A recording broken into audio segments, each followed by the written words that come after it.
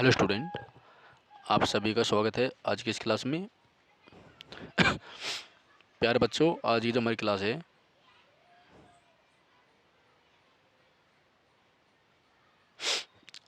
Class है इसमें हम उत्तर प्रदेश अधीनस्थ सेवा चयन आयोग लखनऊ प्रारंभिक पैट परीक्षा 2022, ठीक है, उसको देखेंगे। यानी जो पेपर हुए थे आपके 15 अक्टूबर 2022 को पैट का प्रथम पालिका, उसको देखेंगे, ठीक है, ऑफिशियल आंसर की के साथ में। ओके, चलिए देख लीजिए एक बार आप सभी। ये ऑफिशियल पेपर है, उत्तर कुंजी भी है इसमें, मास्टर आंसर की है साथ ही साथ में। ओके, चलिए पहला क्वेश्चन देखते हैं। निम्नलिखित में से किस युग में तांबे का पहली बार उपयोग किया गया था? ठीक है, तो तांबे का जो उपयोग किया गया था पहली बार, वो किस में किया गया था? वो किया गया था ताम्रपाषाण युग में, ठीक है, याद रखना। ताम्रपाषाण युग का मतलब क्या होता है? एक ऐसा युग, यानी एक ऐसा युग जब तांबे का प्रयोग होता था, ठीक है। तो एक ऐसा युग जब तांबे का प्रयोग होता था उसे हम ताम्रपाषाण युग कहते हैं, चालकोलिथिक एज कहते हैं। इंपॉर्टेंट है क्वेश्चन, याद रखना, ठीक है। तो जो हमारी हड़प्पा सभ्यता है, हड़प्पा सभ्यता को हम कांस्य युगीन सभ्यता कहते हैं। क्या कहते हैं? कांस्य युगीन सभ्यता कहते हैं, याद रखना। ओके, चलिए उसके बाद अगला क्वेश्चन क्या पूछा था इन्होंने? निम्नलिखित में से किस स्थान पर प्रथम बौद्ध संगीति का आयोजन किया गया था? ठीक है, किस स्थान पर पहली बौद्ध संगीति हुई थी, ये क्वेश्चन इन्होंने पूछा था, ठीक है। तो इसका आंसर क्या है? इसका आंसर आपका राजगीर। ओके, तो राजगीर कहाँ पर है? बिहार में है, याद रखना। राजगीर कहाँ पर है? बिहार में है। बौद्ध संगीति कितनी हुई है? 4 हुई है, ठीक है। तो पहली राजगीर में हुई थी, कब हुई थी? 483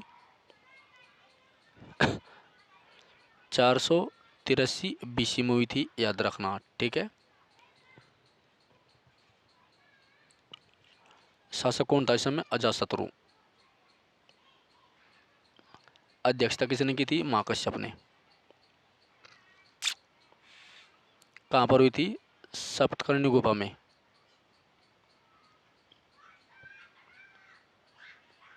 ओके, चलिए नेक्स्ट क्वेश्चन है तीसरा। निम्नलिखित में से वह कौन व्यक्ति है जिसका नाम देवानंद प्रियदर्शी भी था? यानी इनमें से कौन सा आदमी का नाम देवानंद प्रियदर्शी भी था? तो आपको पता है अशोक का नाम था ये। किसका नाम था? अशोक का, ठीक है, याद रखना। अशोक जो था वो मौर्य वंश का था। कहाँ का था बेटा? मौर्य वंश का था, ठीक है। अशोक ने जो है 84,000 स्तूपों की रचना करवाई। अशोक ने 84,000 स्तूप बनवाए थे। इन 84,000 स्तूप में जो सांची का स्तूप है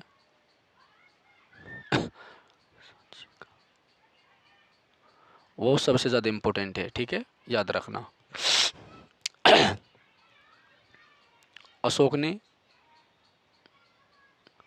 261 BC में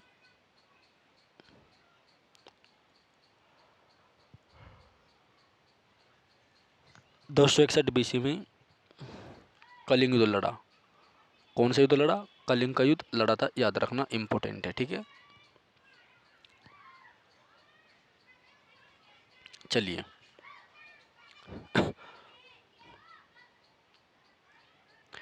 संगमरमर संगमरमर पर पियतरा ड्यूरा यानी पितरा दूरा रंगीन पत्थर की जड़ाई का काम खालिस्तान के समय में हुआ था।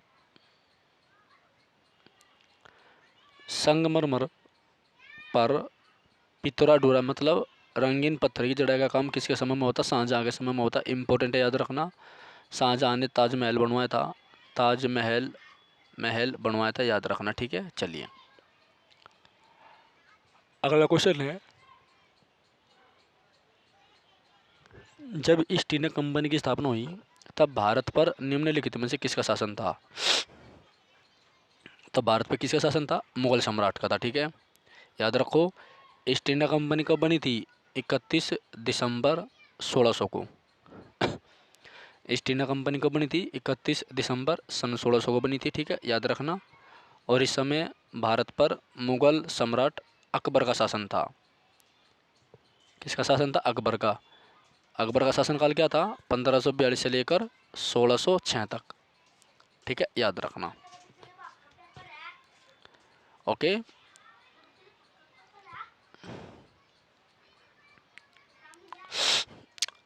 अगला है भूदान ग्राम दान आंदोलन किसके द्वारा शुरू किया गया था? विनोबा भावे की। किसके द्वारा किया गया था? विनोबा भावे की। ठीक है।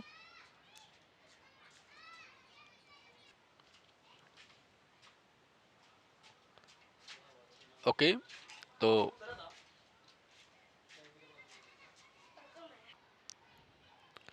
हेलो। ओके बेटा, तो अगला क्वेश्चन देखो। अगला क्वेश्चन है आपका भूदान ग्रामदान आंदोलन, मतलब जो भूदान आंदोलन है, ये आपका भूदान आंदोलन है। ठीक है, ये किसने चलवाया था? तो ये इम्पोर्टेंट है। ये जो भूदान आंदोलन है ये किसने चलवाया था? विनोबा भावे ने। ठीक है, याद रखना। कब चला था बेटा? 1951 में। भूदान आंदोलन जो है 1951 में चला था। ठीक है। और ये जो विनोबा भावे थे ये प्रथम सत्याग्रही भी थे। प्रथम सत्याग्रही भी थे, याद रखना। ठीक है, ये बहुत इंपॉर्टेंट क्वेश्चन है, मैंने दोनों बताए थे साथ साथ में। इसके बाद अगर आपसे पूछा जाए कि दूसरे सत्याग्रही कौन थे, सेकंड सत्याग्रही कौन थे, तो जवाहरलाल नेहरू थे। कौन थे? जवाहरलाल नेहरू थे। ठीक है, चलिए।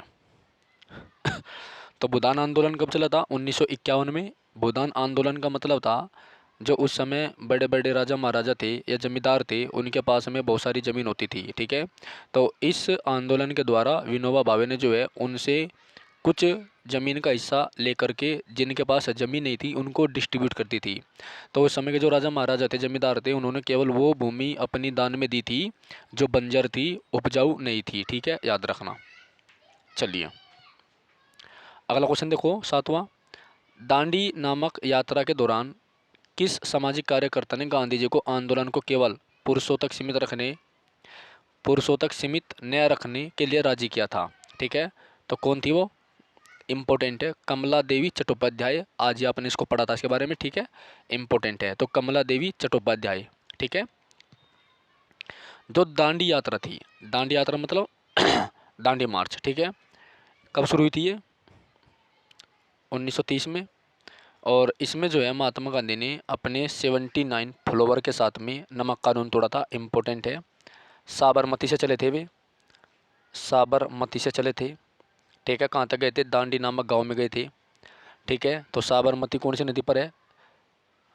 अच्छा, साबरमती जो ना साबरमती नदी पर है, ये भी याद रखियो।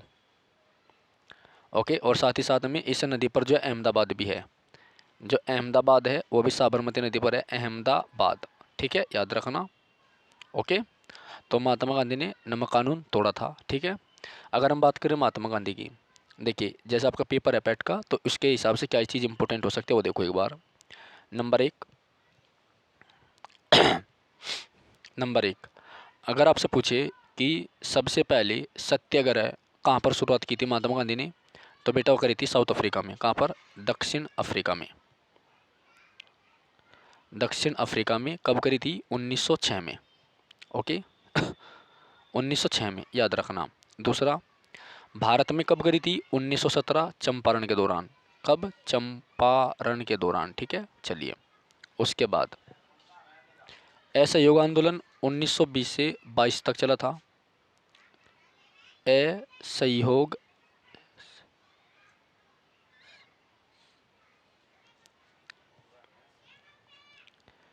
असहयोग आंदोलन 1920 से नीचे चारी में लग रहा 22 तक चला था। असहयोग आंदोलन ए से नहीं लिखा जा रहा यार। 1920 से 22 तक चला था। ठीक है, असहयोग आंदोलन। ठीक है, उसके बाद में 1930 में सविनय अवज्ञा आंदोलन शुरू हुआ था। सविनय अवज्ञा आंदोलन शुरू हुआ था और महात्मा गांधी ने 1931 में सेकंड गोलमेज सम्मेलन में भाग लिया था। ठीक है भाई, चलो अगला क्वेश्चन देखो। आठवां है, राष्ट्रवाद की पहली स्पष्ट अभिव्यक्ति निम्नलिखित में किस क्रांति के साथ हुई? तो राष्ट्रवाद की जो पहली अभिव्यक्ति है वो किस क्रांति से जुड़ी हुई है? फ्रांसीसी क्रांति से। कब हुई थी? 14 जुलाई जुलाई 1789 को। कब हुई? 14 जुलाई 1789 को, ठीक है। तो राष्ट्रवाद की पहली स्पष्ट अभिव्यक्ति निम्नलिखित में से किस क्रांति के साथ हुई? 14 जुलाई 1789 को फ्रांसीसी क्रांति हुई थी, जिसमें बास्तील के किले को ख़त्म कर दिया गया था। बास्तील, ठीक है, बास्तील के किले को ख़त्म कर दिया गया था, याद रखना, ठीक है। तो इस फ्रांसीसी क्रांति से हमने क्या लिया? हमने एक तो बंधुता ले रखी भारतीय संविधान में, ठीक है, और लोकतंत्र की अवधारणा भी ले रखी है, इम्पोर्टेंट है ये, ठीक है। फ्रांस की राजधानी क्या है? पेरिस है। फ्रांस की राजधानी पेरिस है। क्या कहा जाता है? फैशन की नगरी कहा जाता है, फैशन की नगरी। पेरिस को फैशन की नगरी कहा जाता है, ठीक है। क्या कहा जाता है? पेरिस को फैशन की नगरी। किस नदी पर है ये? सीन नदी पर है। कौन सी नदी पर है? सीन नदी पर है, ठीक है, याद रखना। तो फैशन की नगरी कहा जाता है, सीन नदी पर है, याद रखना, ठीक है। चलिए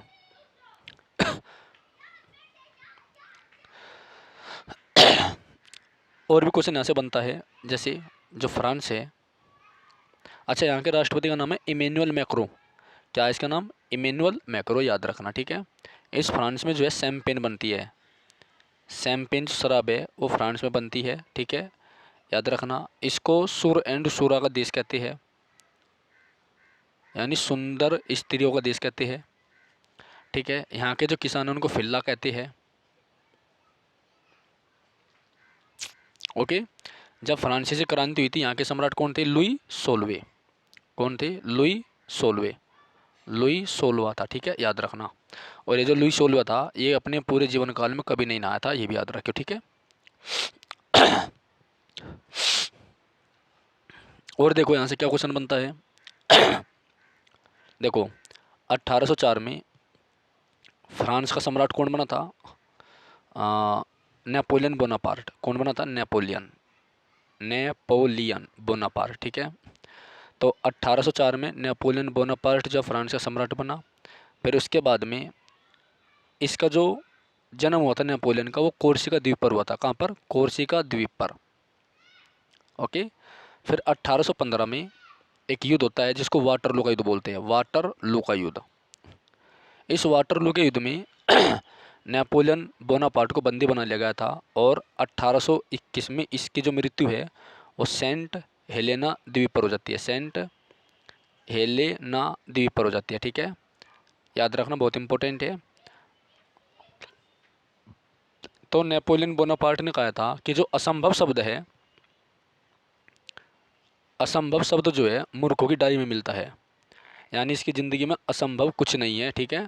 और इसने पैदल सेना के साथ में जो है अल्पस पर्वत को तार कर अल्पस जो पर्वत था उसको चढ़कर पार करवा दिया था, ठीक है, ठीक है। जो अल्पस पर्वत है, अल्पस पर्वत है, ठीक है, अल्पस पर्वत श्रेणी को जो है चढ़कर पैदल पार करने वाला पहला शासक भी आपका नेपोलियन बोनापार्ट था, ठीक है। चलिए अब आगे देखते हैं 9वां क्वेश्चन हम। भारत सरकार के निम्नलिखित में से किस अधिनियम के कारण बम्बई से सिंध प्रांत का निर्माण हुआ था? देखो, बम्बई से सिंध प्रांत बना था किस अधिनियम के द्वारा? तो भारत शासन अधिनियम मैंने आपको पढ़ाई रखा है, इम्पोर्टेंट है, अधिनियम का क्वेश्चन जरूर आएगा आपके पेपर में, ये भी याद रखना, ठीक है। देखो, भारत शासन अधिनियम से जो है भारतीय संविधान में कम से कम 70% प्रावधान ले रखे हैं, ठीक है। इसके द्वारा ही आरबीआई बैंक बना है, आरबीआई की स्थापना भी इसी के द्वारा हुई। आरबीआई ने काम कब शुरू करा करना बेटा? 1 अप्रैल 1937 को करा, ठीक है, याद रखना। 1935 के दौरान भारत के वायसराय कौन थे? Lord Wellington. कौन थे? लॉर्ड विलिंगटन, ऐसे लिख लो, विलिंगटन थे भारत के वायसराय, ओके। तो बहुत इंपॉर्टेंट है ये, ठीक है। राज्यों में से द्विवेद शासन खत्म कर दिया था, तो द्विवेद सिस्टम जो है केंद्र में शुरू करा गया था। कहाँ पर शुरू करा गया था? केंद्र में, ठीक है, याद रखना, ओके। चलिए अगला है प्रसिद्ध युद्ध का नारा दिल्ली चलो किसने दिया था? तो दिल्ली चलो किसने दिया था बेटा? सुभाष चंद्र बोस ने। किसने दिया था? सुभाष चंद्र बोस ने, ठीक है। दिल्ली चलो का नारा किसने दिया था? सुभाष चंद्र बोस ने दिया था, याद रखना। सुभाष चंद्र बोस कब पैदा हुआ था? 23 जनवरी 1897 को, ठीक है। कहाँ पर हुआ था? कटक उड़ीसा में, कटक उड़ीसा में, कटक उड़ीसा में। कटक कौन सी नदी पर है? महानदी पर है। कौन सी नदी पर है? महानदी पर। इस पे कौन सा बांध है? तो भारत का सबसे लंबा बांध जिसका नाम है हीराकुंड। तो हीराकुंड जो बांध है, डैम है, वो किस नदी पर है? वो महानदी पर है, याद रखना, ठीक है। इस 23 जनवरी को हम जो है पराक्रम दिवस के रूप में मनाते हैं, याद रखना, पराक्रम दिवस।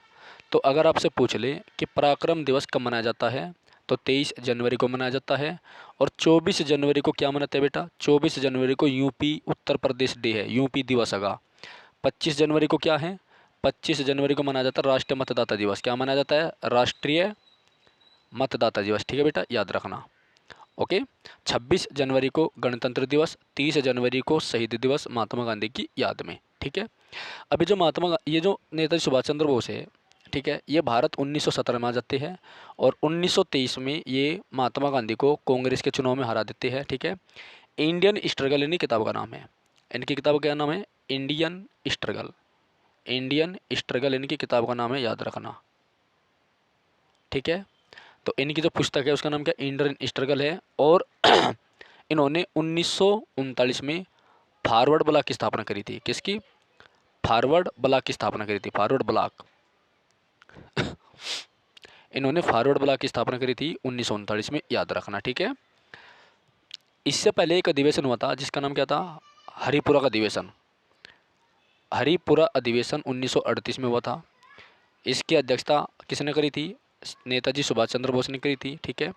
लेकिन महात्मा गांधी ने पट्टाभी सिद्धरमैया को इनके सामने उतार दिया था, जिसमें नेताजी जीत जाते हैं और महात्मा गांधी के इसके बीच में अनबन हो जा। फिर सुभाष चंद्र बोस कांग्रेस के अध्यक्ष पद से इस्तीफा दे करके 1939 में अपनी खुद की पार्टी फॉरवर्ड ब्लॉक बनावे, ठीक है, याद रखना। तो उसके बाद में कांग्रेस के अध्यक्ष कौन बने थे? डॉक्टर राजेंद्र प्रसाद। कौन बने थे? राजेंद्र प्रसाद, ठीक है, याद रखना। 1945 में एक प्लेन क्रैश में इनकी मौत हो जाती है, नेताजी सुभाष चंद्र बोस की, ठीक है। तुम मुझे खून दो मैं तुम्हें आज़ादी दूंगा, ये नारा भी इन्होंने ही बनवाया था, लगवाया था, मतलब उठाया, ठीक है, दिया था यहाँ। चलिए आगे देखो।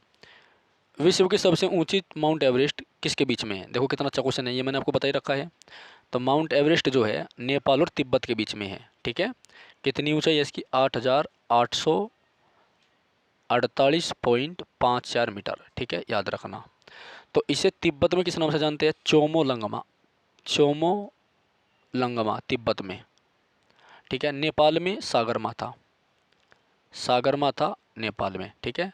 तो तिब्बत या चीन में चोमोलंगमा कहते हैं, नेपाल में सागर माता कहते हैं। आई बात समझ में? याद रखना, ठीक है। तो ये नेपाल और तिब्बत के बॉर्डर पर है, कौन? माउंट एवरेस्ट, ठीक है। सेंसेक्स एक इंस्ट्रूमेंट होता है, सेंसेक्स एक इंस्ट्रूमेंट होता है जिसके द्वारा इसकी ऊंचाई मापी जाती है, याद रखना, ठीक है। और क्या रह गया? देखो, माउंट एवरेस्ट पर चढ़ने वाली पहली भारतीय कौन थी? बछेंद्री पाल। कौन थी? बछेंद्री पाल, ठीक है, यहीं पर रख लो, हो गया, ओके। माउंट एवरेस्ट पर बछेंद्री पाल होगी। माउंट एवरेस्ट पर चढ़ने वाली दूसरी भारतीय महिला संतोष यादव है, संतोष यादव, ठीक है। लेकिन माउंट एवरेस्ट पर 2 बार चढ़ने वाली पहली भारतीय महिला कौन है? संतोष यादव। देखो, माउंट एवरेस्ट पे चढ़ने वाली पहली भारतीय महिला कौन है? बछेंद्री पाल, पहली बछेंद्री पाल है, पहली बछेंद्री पाल होगी, ठीक है। दूसरा, माउंट एवरेस्ट पे चढ़ने वाली दूसरी भारतीय महिला कौन है? संतोष यादव, दूसरी कौन है? संतोष यादव। लेकिन ये जो संतोष यादव है ये लगातार 2 बार, लगातार 2 टाइम चढ़ने वाली पहली भारतीय महिला है जो माउंट एवरेस्ट पे चढ़ी है, ठीक है। तीसरा क्वेश्चन, जुनको तेबई, जुनको तेबई, तेबई ये जापान की थी। तो जुनको तेबई दुनिया की पहली महिला है जो माउंट एवरेस्ट पे चढ़ी थी। ये कहाँ की थी? जापान की, ठीक है, ये जापान देश की थी, याद रखना। तो जुनको तेबई जापान की थी और माउंट एवरेस्ट पर चढ़ी थी, ठीक है। चलिए, अगर हम नेपाल की बात करें तो नेपाल जो है एकमात्र हिंदू राष्ट्र है, नेपाल हिंदू राष्ट्र है। राजधानी क्या बेटा इसकी?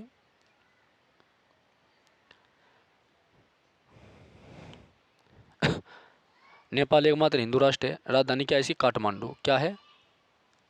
काठमांडू होगी राजधानी, क्या? काठमांडू, ठीक है। और ये काठमांडू जो है ना, ये सार्क, SAARC, ये सार्क का मुख्यालय है, यानी दक्षिण का मुख्यालय है, किसका मुख्यालय है? सार्क यानी दक्षिण का मुख्यालय, याद रखना। ठीक है। भारत और नेपाल के बीच में जो बाउंड्री बनाती है वो कौन सी नदी बनाती है? काली नदी। कौन सी नदी बनाती है? काली नदी। ठीक है। और इस काली नदी को भारत में शारदा नदी के नाम से भी जानते हैं। किस नदी के नाम से? शारदा नदी के नाम से भी जानते हैं। ठीक है, याद रखना। चलिए आगे। निम्नलिखित में से भारत में अक्टूबर की गर्मी का मुख्य कारण क्या है बेटा? अक्टूबर की गर्मी, अच्छा, जो अक्टूबर महीने की गर्मी होती है उसका कारण क्या है? ठीक है, तो इंडियन ज्योग्राफी का क्वेश्चन है ये। ठीक है, तो उच्च आर्द्रता से जुड़ा उच्च तापमान। ठीक है, तो ये क्वेश्चन भी हमारा जो है, जो हमारी डेली क्लास आती है स्पीड वाली, उसमें 2-3 बार आ चुका है। ठीक है, आगे देखो। भारतीय मानक समय ग्रीनविच मध्य समय से कितना आगे है? तो 5 घंटे 30 मिनट है, याद रखना। भारत का मानक समय क्या है? 82 डिग्री 30 मिनट, तो 82 डिग्री 30 मिनट देशांतर है। ठीक है, याद रखना। ये कहाँ से गुजरती है? ये नैनी नामक गांव से गुजरती है। कहाँ से? नैनी नामक गांव से गुजरती है, जो कि इलाहाबाद के मिर्ज़ापुर में पड़ता है। ठीक है, याद रखना। चलिए आगे। निम्नलिखित में से कौन जनसंख्या वितरण को प्रभावित करने वाला आर्थिक कारक नहीं है? पानी की उपलब्धता। ठीक है, देखो आप लोग टेस्ट के क्वेश्चन देख लीजिए, पेपर के ओरिजिनल पेपर है। ठीक है, ऑफिशियल साइट का है, तो कैसे किस किस लेवल के क्वेश्चन आपके आ रहे हैं। तो निम्नलिखित में से कौन जनसंख्या वितरण को प्रभावित करने वाला आर्थिक कारक नहीं है? तो पानी की उपलब्धता। ठीक है, निम्नलिखित में से किस नदी को बिहार का शोक कहते हैं? तो कोसी नदी है, इम्पोर्टेंट है। ठीक है, तो कोसी नदी को बिहार का शोक कहते हैं, और फिर ये कहाँ बहती है? नेपाल में, याद रखना। कोसी नदी जो है बिहार के बाद में नेपाल में बहती है। बहुत बड़ा मतलब जो है इसका वो है, क्या बोलते हैं इसको, मतलब झरने हैं इसके गेट। तो बहुत बड़ा पुल बना है इस पर, बहुत ही मतलब जो दूर से देखते हुए डर लगे, बहुत बड़ा अफवाह इस नदी का। ठीक है, तो कोसी नदी को जो है बिहार का शोक कहते हैं, याद रखना। तो बंगाल का शोक कौन सी नदी है? बंगाल का शोक, तो बंगाल का शोक है दामोदर नदी। दामोदर नदी, ठीक है, याद रखना। ठीक है, कोसी नदी बिहार का शोक हो गया, बंगाल का शोक दामोदर नदी, असम का शोक ब्रह्मपुत्र है। ठीक है, और भी रहेगी। चीन का शोक हांगो नदी है। ओके, चलिए अगला क्वेश्चन है 16वां। भारत की पंचवर्षीय योजनाओं को अंतिम स्वीकृति निम्नलिखित में से किसके द्वारा दी गई थी? तो राष्ट्रीय विकास परिषद, इंपॉर्टेंट है। तो राष्ट्रीय विकास परिषद आप पॉलिटी में से पढ़ लेना। ठीक है, संसदीय जो समितियाँ थी उनको पढ़ लेना, काफ़ी इंपॉर्टेंट क्वेश्चन आते हैं वहाँ से। तो राष्ट्रीय विकास परिषद के जो चेयरमैन होते हैं वो कौन होते हैं? भारत का प्रधानमंत्री। ठीक है, याद रखना। कौन होता है भाई? पीएम ऑफ इंडिया, भारत का प्रधानमंत्री होता है, याद रखना। ठीक है, चलिए। किसी भी विकासशील अर्थव्यवस्था के प्रारंभिक चरणों में अधिकांश गतिविधियां खालिस्तान क्षेत्र से संबंधित होती है, प्राथमिक क्षेत्र से। चलिए, तो प्राथमिक क्षेत्र होता है, एक द्वितीय क्षेत्र होता है, एक तृतीय क्षेत्र होता है। ठीक है, नेक्स्ट है बेटा। निम्नलिखित में से कौन सी हरित क्रांति की रणनीति का हिस्सा था? यह सभी। ठीक है, हरित क्रांति इंपॉर्टेंट है। देखो, भारत में हरित क्रांति के जन्म कौन है? जन्मदाता कौन है? M S Swaminathan. जबकि दुनिया में कौन था? बोरलोंग। कौन था? बोरलोंग। ठीक है, याद रखना। Norman E Borlaug. ठीक है, ये कहाँ का था? यूएसए का। तो इसको नोबेल पुरस्कार भी दिया गया था। और एम एस स्वामीनाथन की अभी डेथ हुई है 15-20 दिन पहले। ये इंपॉर्टेंट बन जाता है आपका। ठीक है, चलिए। और हरित क्रांति की स्टार्टिंग कब हुई थी? कहाँ है? हरित क्रांति की स्टार्टिंग 1967 में हुई थी, याद रखना। नेक्स्ट है, कौन एक वाणिज्यिक बैंक नहीं है? सिडबी। तो सिडबी जो बैंक है ये वाणिज्यिक बैंक नहीं है, स्थापना 1992 में हुई थी, याद रखना। ठीक है, और 1992 में ही जो है मंडल आयोग को लागू किया गया था, मंडल आयोग को। ठीक है, जिसने ओबीसी को 27% का आरक्षण दिया था। पूरा नाम क्या था इसका? बिंदेश्वरी मंडल। 20वां, कौन सा सार्वजनिक क्षेत्र का उपक्रम संसद के तहत एक विशेष कानून पारित करके स्थापित किया गया था? तो यह है वैधानिक निगम। चलिए, भारत की संघ या कार्यकारिणी में निम्नलिखित में कौन शामिल नहीं है बेटा? राज्यों के मुख्यमंत्री। कौन शामिल नहीं है? राज्यों के मुख्यमंत्री। चलिए, खालिस्तान के पास मौलिक अधिकार लागू करने की शक्ति है, इंपॉर्टेंट है। तो मौलिक अधिकारों को लागू करने की शक्ति किसके पास में?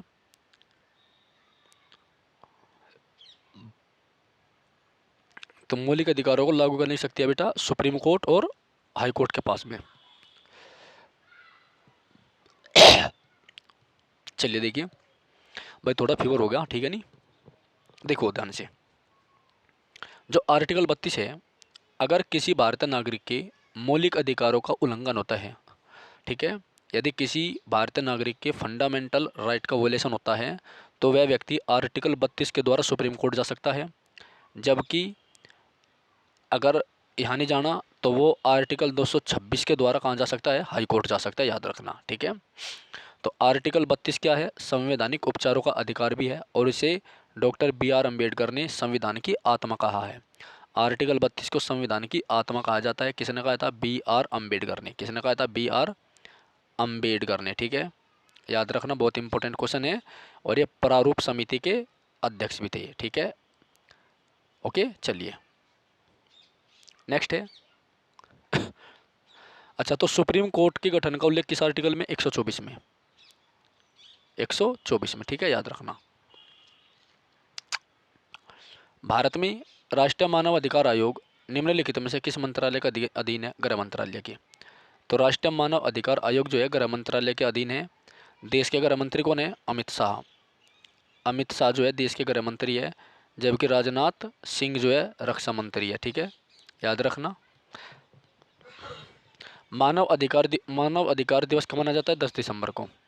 10 दिसंबर को मानव अधिकार दिवस मनाया जाता है, ये भी आप याद रखना, ठीक है। 1 दिसंबर को विश्व एड्स दिवस मनाया जाता है। निम्नलिखित में से किसी केंद्र शासित प्रदेश में उच्च न्यायालय स्थापित करने का अधिकार है? संसद को, ठीक है।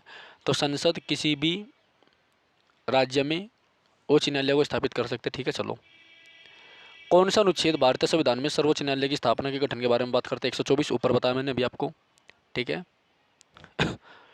तो आर्टिकल 124 में गठन है, गठन है, गठन है। 129 के द्वारा सुप्रीम कोर्ट का अभिलेख न्यायालय होना, अभिलेखीय न्यायालय होना, ठीक है, याद रखना। तो हाई कोर्ट का जो गठन 213 में है, जबकि 217 में हाई कोर्ट का एक अभिलेखीय न्यायालय होना है, ठीक है। 143 के द्वारा भारत का जो राष्ट्रपति है, 143 के द्वारा भारत का राष्ट्रपति सुप्रीम कोर्ट के न्यायाधीश से राष्ट्रीय हित में सलाह ले सकता है, ठीक है, लेकिन वो बाध्यकारी नहीं होती है। अगला, तारों का रंग किस पर निर्भर करता है? उसके तापमान पर, ठीक है, याद रखना। तारों का रंग उसके तापमान पर निर्भर करता है, इंपॉर्टेंट है, ओके। अगला है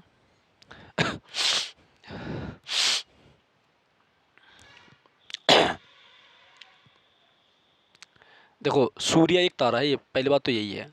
सूर्य क्या है? सूर्य एक तारा है, सूर्य एक तारा है, याद रखना। तो सूर्य की ऊर्जा का कारण क्या है? नाभिकीय संलयन। क्या है? नाभिकीय संलयन है, ठीक है, संलयन है, याद रखना, ओके। चलो, निम्नलिखित में से कौन सी गैस ग्लोबल वार्मिंग के लिए जिम्मेदार है? ग्रीन हाउस गैस, ठीक है। तो इसमें सबसे नंबर 1 CO2 है, फिर उसके बाद में मीथेन, मीथेन है, ठीक है, याद रखना। तो ग्लोबल वार्मिंग के लिए कौन सी गैस जिम्मेदार है बेटा? ग्रीन हाउस गैस है, याद रखना, इंपॉर्टेंट क्वेश्चन आपका। निमोनिया मानव शरीर के किस अंग को प्रभावित करता है? फेफड़ों को, ये भी इंपॉर्टेंट है, याद रखना, ओके। और जो टीबी होती है, टीबी टीबी भी फेफड़ों को प्रभावित करती है। निम्नलिखित में से कौन सी वनस्पति रेशा नहीं है? नायलॉन, इंपॉर्टेंट है, ये सारे क्वेश्चन आपके रिपीटेड है, याद रखना।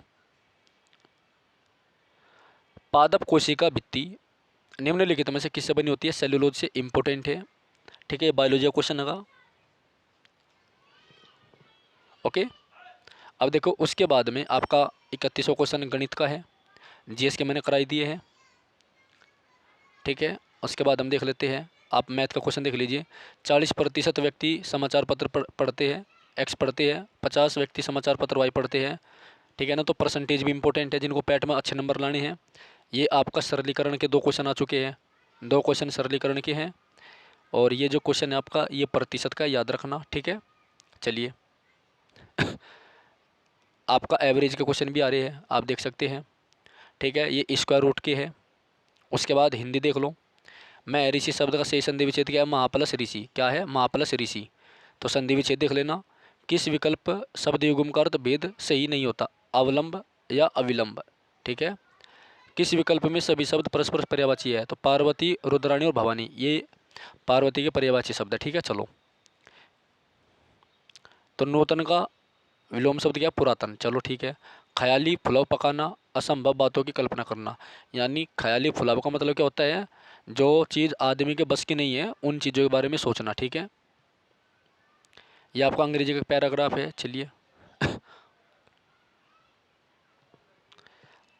एक आपका किसका क्वेश्चन है? रीजनिंग का क्वेश्चन है। क्या नाम है इसका? रिलेशन। ठीक है। ये नंबर सीरीज का क्वेश्चन होगा, देख लो। और ये देख लो आप, 1 जनवरी 2006 को रविवार था, तो 1 जनवरी 2010 को सप्ताह कौन सा दिन होगा? ठीक है बेटा। तो आज ही मैंने आपको जो कैलेंडर कराया है, मैंने बताया था कि आपके पेपर में ऐसे क्वेश्चन आ रहे हैं। ठीक है। तो आज ही कैलेंडर आपका हुआ है, ऐसे क्वेश्चन मैंने करा दिए, तो ये पक्के आप याद रखना। ठीक है। ये कोडिंग डिकोडिंग का क्वेश्चन है। चलिए, निम्नलिखित में से किस देश के वैज्ञानिक ने पहला कृत्रिम भ्रूण तैयार किया? इजराइल। ठीक है। तो इजराइल और हमास के बीच में युद्ध हो रहा है, आपको पता है। ठीक है। तो इजराइल की राजधानी क्या? तेल अवीव। क्या है? तेल अवीव, याद रखना। तेल अवीव इजराइल की राजधानी है। इंपॉर्टेंट है, ये एक यहूदी देश है। राजधानी कौन है? ओ, राष्ट्रपति कौन है यहाँ के? Benjamin Netanyahu. कौन है? Benjamin Netanyahu. ठीक है, याद रखना। अगला क्वेश्चन है, प्रधानमंत्री नरेंद्र मोदी ने किस राज्य में IBX Indian international bullion exchange launch किया? बेटा, गुजरात में। ठीक है, इंपॉर्टेंट है, याद रखना। ठीक है। चलिए उसके बाद 53वां क्वेश्चन देखो, किस देश ने अगस्त 2022 में ताइवान के आसपास अपना अब तक का सबसे बड़ा सैन्य अभ्यास किया? चीन ने। ठीक है। तो ताइवान के आसपास अपना सबसे बड़ा सैन्य अभ्यास किसने किया? चीन ने। ठीक है। देखो, ताइवान जो है ना, ताइवान की राजधानी क्या? ताइपे। एक तो ताइवान की राजधानी ताइपे है। ताइवान जो है ना, IT हब है। IT हब का मतलब है आपके जो मेमोरी कार्ड है, चिप, वे सबसे ज़्यादा ताइवान में बनती है। आपका भी देखना, उस पर लिखा होगा मेड इन ताइवान। ठीक है। तो इस ताइवान देश पर जो है चाइना अपना ज़बरदस्ती अधिकार दिखाता है। ठीक है, याद रखना, जिस प्रकार से तिब्बत पर एंट दिखावा है। ठीक है। चलिए 2022 में, अगस्त 2022 में भारत की पहली अंडर वाटर मेट्रो का उद्घाटन किस शहर में किया गया? बेटा, कोलकाता में। इंपॉर्टेंट है, याद रखना। और ये पता है ये कहाँ पर हुई? ये कौन सी है? जो हुगली नदी है ना, हुगली नदी, हुगली नदी। तो कोलकाता में जो हुगली नदी है, इसके हुगली नदी के नीचे को जो है ना, अंदर को आपकी मेट्रो चलेगी और काम बिल्कुल रेडी हो गया, उद्घाटन होने वाला है अभी कुछ महीनों में। ठीक है, याद रखियो। तो ऊपर हुगली नदी बह रही है और नीचे मेट्रो चल रही है, जैसे दुबई में समुद्र के नीचे को मेट्रो चला है। ठीक है ना, याद रखना। तो भारत में हुगली नदी के बीच बीच में को नीचे को जो है क्या चल रही? मेट्रो बन के तैयार है बिल्कुल। ठीक है, ट्रायल भी पास हो गया, याद रखना। जैसे चाइना ने जो है हांगो नदी के बीच में को रोड बना रखा, नीचे नदी बह रही, ऊपर रोड चले। ठीक है। चलिए उसके बाद है बेटा 55वां क्वेश्चन, भारतीय सेना ने जुलाई 2022 में नामक खालिस्तान भारतीय संचार अभ्यास का आयोजन किया था। इसका नाम था क्या? स्काईलाइट। क्या नाम था? स्काईलाइट, याद रखना। तो आपके अभ्यास मैंने करवा रखे, युद्ध अभ्यास मैंने आपको करवा रखे। ठीक है, देख लेना एक बार अच्छे से। ओके। चलिए नेक्स्ट है, भारत के किन दो शहरों के बीच अकाशा एयर की पहली उड़ान का उद्घाटन किया गया? बम्बई से अहमदाबाद। अकाशा एयर, बम्बई से अहमदाबाद। ठीक है। तो अहमदाबाद और सिकंदराबाद को जो है जुड़वा नगर कहते हैं, याद रखना। अहमदाबाद और सिकंदराबाद को जो है क्या कहते हैं? जुड़वा नगर। अहमदाबाद और सिकंदराबाद को क्या कहते हैं? जुड़वा नगर। ओके। चलिए अगला है, आज़ादी का अमृत महोत्सव के तहत बढ़े चलो अभियान किस केंद्रीय मंत्रालय द्वारा शुरू किया गया? संस्कृति मंत्रालय। ये सारे करंट अफेयर क्वेश्चन है कि देख लियो।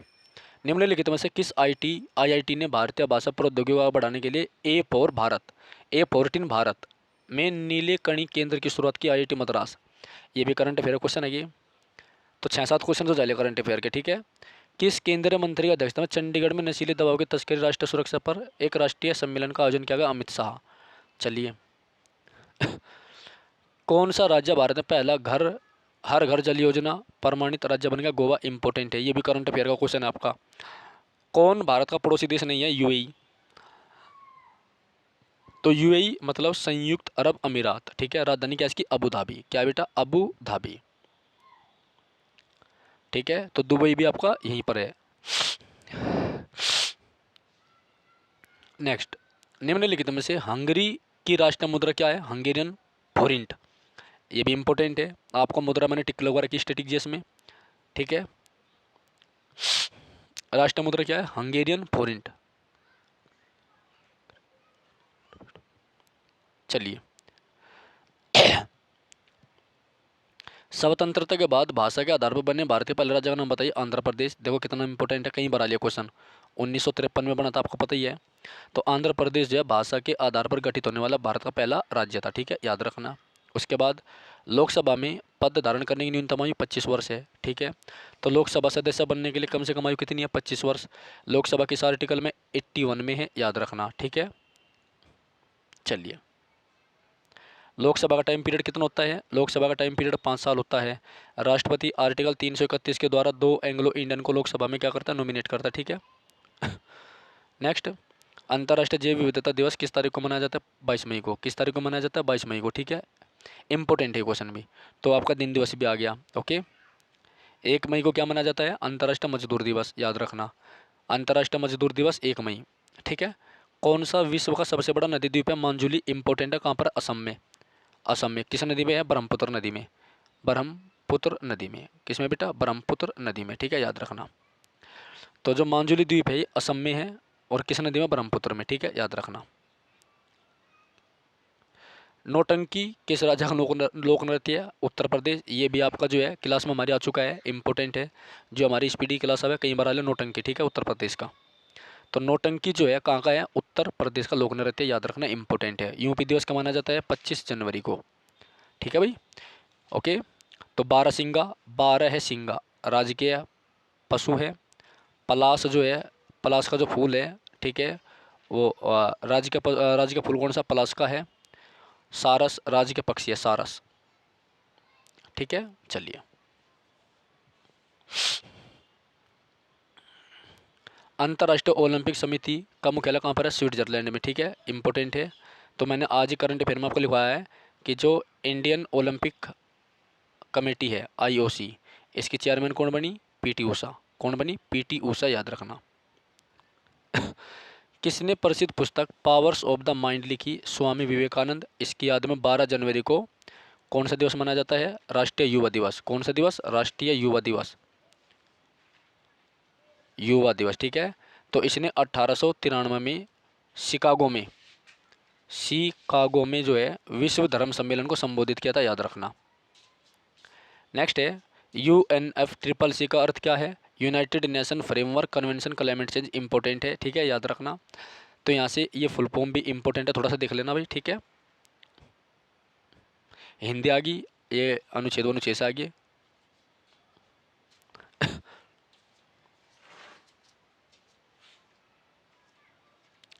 बाकी आपके ये ग्राफ वाले सवाल आ गए, ठीक है, और इसमें कुछ है नहीं।